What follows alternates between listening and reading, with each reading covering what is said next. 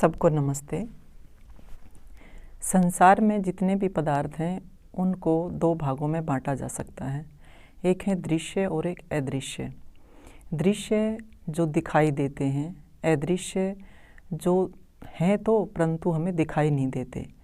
उसके बहुत सारे कारण हैं, जिनमें से मुख्य रूप से कि जो चीज़ ज़्यादा सूक्ष्म होती है वो हमें दिखाई नहीं देती, जो दूर होती है उसको भी हम नहीं देख पाते, और तीसरा जो बहुत निकट होती है उसको भी हम नहीं देख पाते। तो हम इसका परिणाम क्या निकालते हैं कि जो दृश्य है वही सत्य है और जो अदृश्य है वो सत्य नहीं है, वो असत्य है, वो यथार्थ नहीं है। परंतु अगर हम तात्विक दृष्टि से देखें तो जो दृश्य है वो अदृश्य के सहारे पर ही टिका हुआ है। बिना अदृश्य के दृश्य रह नहीं सकता है किसी भी सूरत में, क्योंकि जो दृश्य है वो अदृश्य के स्रोत से ही प्रवाहित होता है हमेशा। जैसे हम देखते हैं कि एक किसी भी फल को आप ले लीजिए, जैसे संतरे के फल को हम लेते हैं तो संतरे का जो फल है उसके हम छिलके को उतारेंगे, उसके बाद अलग अलग फाँक निकालेंगे। वहाँ तक तो वो दिखाई देगा कि हाँ संतरा है, उसके छिलके भी हैं, फिर उसमें से फाँक अलग अलग करेंगे, फाँक भी दिखाई देती हैं, फिर उसमें बीज होते हैं। उन बीज को देख करके अगर ये कहें हम कि इसके अंदर क्या समाया हुआ, तो हम कहेंगे कुछ भी नहीं। लेकिन उसमें अगर हम देखें गहराई से तो उस बीज में ही पूरे का पूरा संतरे का जो वृक्ष है वो समाया हुआ है। इसी प्रकार से श्वेतकेतु के पिताजी ने अपने बेटे से यही प्रश्न किया था कि जो अदृश्य है वो क्या है। तो इसके रूप में उन्होंने क्या किया कि एक बरगद का पेड़ पास में था कि बरगद का फल जो है वो तोड़ करके लाओ, और उसने उस श्वेतकेतु ने उसको बीच में से तोड़ा। तोड़ने के बाद उनके पिताजी ने पूछा कि इसके अंदर क्या है, कि इसके अंदर तो कुछ भी नहीं, कि ये जो कुछ भी नहीं है इसी में पूरे बरगद का जो पेड़ है वो समाया हुआ है। यानी जो अदृश्य है उसी में दृश्य जो है वो समाया हुआ होता है। ठीक इसी प्रकार से हम चल और अचल की बात करें कि हम चल, जो चीज़ चलायमान है, जो गतिशील है, जो परिवर्तनशील है, उसी को हम मान करके चलते हैं कि इसकी सत्ता है। लेकिन जो पदार्थ हमें दिखता है कि जो गतिहीन है, जो अपरिवर्तनीय है, जो अचल है, उसको हम सत्य नहीं मानते। अब इस यहाँ भी सोचने की ये बात है कि जो चीज़ गतिशील है, परिवर्तनशील है, वो किसके आधार पर टिकी हुई है।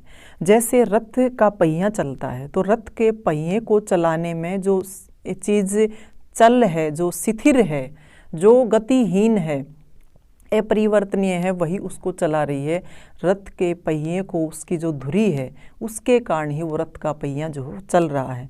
चक्की चलती है, चक्की को चलाने में वो चल रही है, दिख रही है, चक्की चलती भी सबको दिखती है, लेकिन उसके अंदर जो किली डली हुई है वो उसको किसी को भी नहीं दिखा, क्योंकि वो शिथिर है, वो गतिहीन है, वो अपरिवर्तनीय है।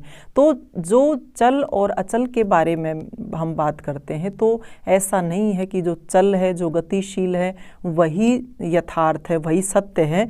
उसके पीछे जो गतिहीन वस्तु, गतिहीन पदार्थ जो छिपा हुआ है, जो अचल जो वस्तु है, जो पदार्थ है, वही वास्तव में सत्य है, क्योंकि उसके बिना वो चल नहीं सकता है। उदाहरण के रूप में हम अपने शरीर को ले लें।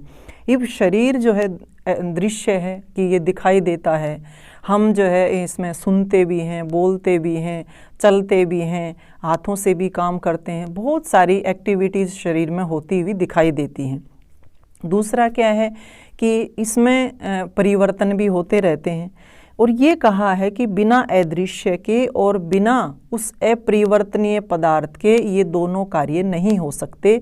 ना तो इस शरीर में ये जितने भी दृश्यमान चीज़ें हो रही हैं, जितनी भी एक्टिविटीज़ हो रही हैं, ना वो हो सकती हैं, ना शरीर में कोई परिवर्तन हो सकता है।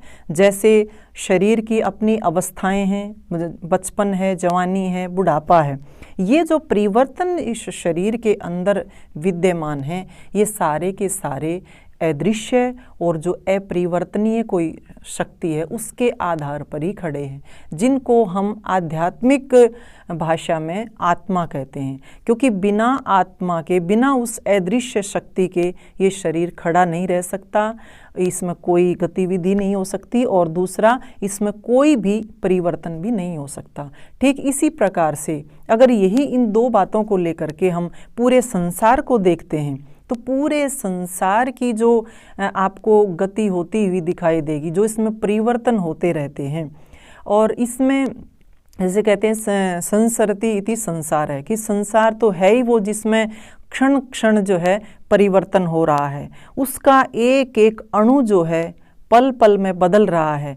तो ये जो संसार में भी हर चीज़ अपने एक तरह से परिवर्तन में दिखाई देती है, चलायमान दिखाई दे रही है, गतिशीलता में जो दिखाई दे रही है, ये सारी की सारी किस उस एक अचल शक्ति के ऊपर खड़ी है, उस गतिहीन शक्ति के ऊपर खड़ी है, जिसको हम परमात्मा कहते हैं।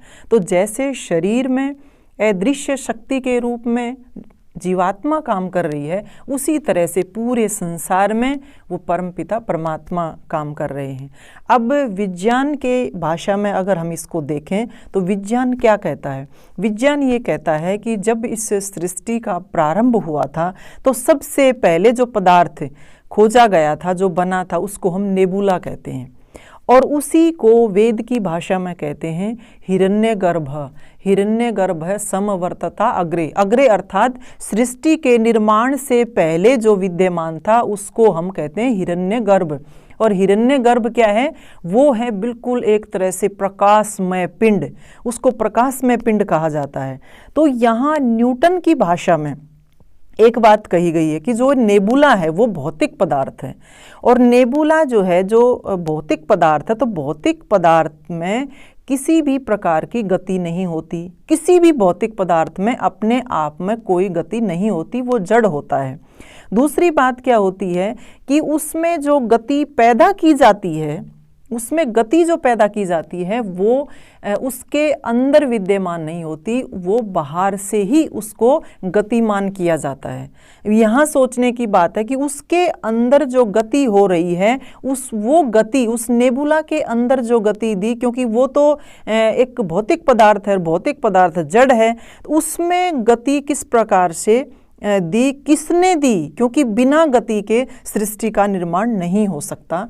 तो ये गति बाहर से मिलती है, और वो गति ऐसी है, बाहर से जो गति मिलती है वो एक समय के बाद वो गति रुक भी सकती है, क्योंकि वो गति जो है, जो शक्ति उसके अंदर आती है, जिसके माध्यम से उसमें गति आती है, वो गति हट भी सकती है, और वो गति जो है उसको चलायमान भी कर सकती है। दूसरी बात यहाँ क्या कही है वैज्ञानिकों ने कि जो गति उस भौतिक पदार्थ में पैदा की गई है वो किसी गतिशील पदार्थ के माध्यम से नहीं की गई है। जो गति उसके अंदर दी गई है वो गति किसी गतिहीन पदार्थ के माध्यम से ही दी जा सकती है। तो यहाँ भी यही बात सिद्ध होती है कि जो अदृश्य है और जो गतिहीन है, जो अचल है, वो जो शक्ति जिसको हम ईश्वर कहते हैं, उसी के माध्यम से उससे, चाहे नेबुला कहें, चाहे हम उसको सत्व, रजोगुण, तमोगुण, कुछ भी हम उसको कह सकते हैं, प्रकृति की जो वो शक्ति है उसको जो गति दी जाती है वो ईश्वर के माध्यम से ही दी जाती है। उस गतिहीन और चल शक्ति, अचल शक्ति के माध्यम से ही दी जा सकती है, और वो अदृश्य है, वो हमें दिखाई नहीं देती। तो यहाँ पर हम यही बात सिद्ध होती है कि जो अदृश्य है वही सत्य है, और सत्य को जानने के लिए ही हम पैदा हुए हैं, सत्य को जानने के लिए ही हम इस दुनिया में आए हैं, और सत्य को जानना ही हमारे जीवन का लक्ष्य है। तो ये जो अदृश्य शक्ति है, जो अचल शक्ति है, गतिहीन शक्ति है, इसको हमें जानना चाहिए कि ये किस प्रकार से इस पूरे संसार में काम कर रही है। केवल ये नहीं है कि जो हमें दिख रहा है, संसार में दिख रहा है या शरीर में दिख रहा है, उसी को हम सत्य माने। जो नहीं दिखती जो शक्ति, उसके को हम स्वीकार करते हुए चलें कि वो परम सत्य है, उसको स्वीकार कर लेना चाहिए। जब इनको हम अच्छे से समझ जाएंगे तभी हम जीवन को समझ पाएंगे। इन्हीं शब्दों के साथ आपका धन्यवाद, आपको नमस्ते।